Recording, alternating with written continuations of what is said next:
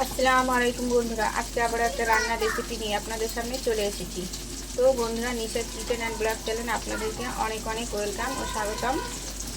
দেশ বিদেশ থেকে কাছে দূরে যে যেখান থেকে আমার ভিডিওটা দেখছেন সবাইকে আমার তরফ থেকে অনেক অনেক ভালোবাসা অভিনন্দন।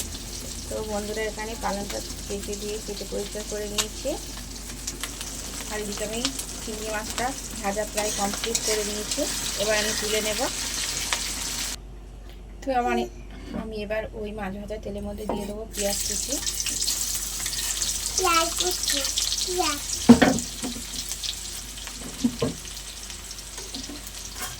আর দিয়ে দেবো কাঁচা লঙ্কা কুচি।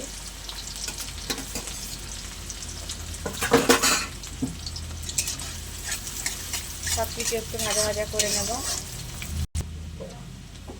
পেঁয়াজ আর লঙ্কা আমি একটু ভাজা ভাজা করে নিয়েছি। এবারে দিয়ে দেবো আদা রসুন বাটা। আদা রসুন বাটা পেঁয়াজটা আর একটু হালকা করে ভেজে নেব।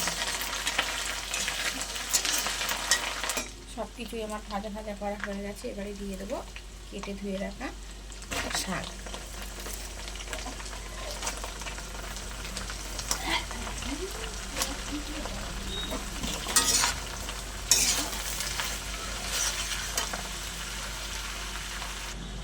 দিয়ে দেবো একটু স্বাদ মতো লবণ, দিয়ে ভালো করে একটু নাড়াচাড়া করে নেব।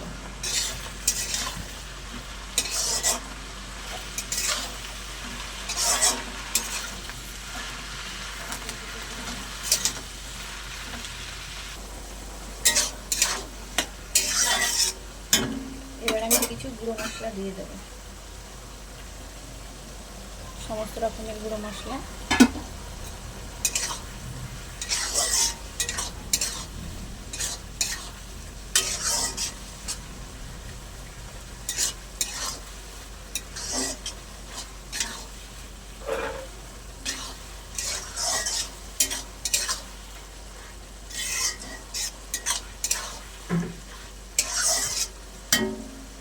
এবারে এর মধ্যে দিয়ে দেবো চিংড়ি মাছ।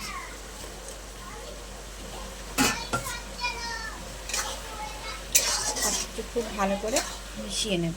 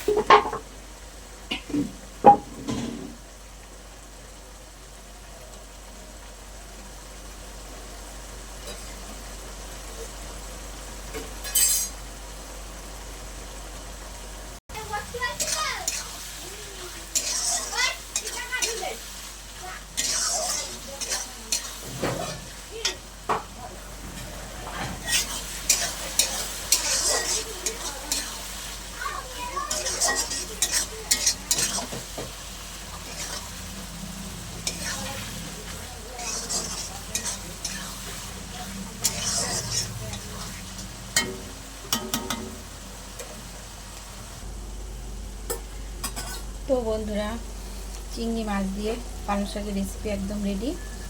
আমার রেসিপিটা যদি আপনাদের কোনো জায়গার কোনো অংশ যদি একটু ভালো লেগে থাকে তাহলে অবশ্যই লাইক কমেন্ট সাবস্ক্রাইব এবং শেয়ার করে আমার পাশে থাকবেন। আর আমার ভিডিওটা দেখার জন্য আপনাদের কাছে অনুরোধ রইল না টেনে। আমার রেসিপিটা একদম রেডি। এবার আমি তুলে নেব।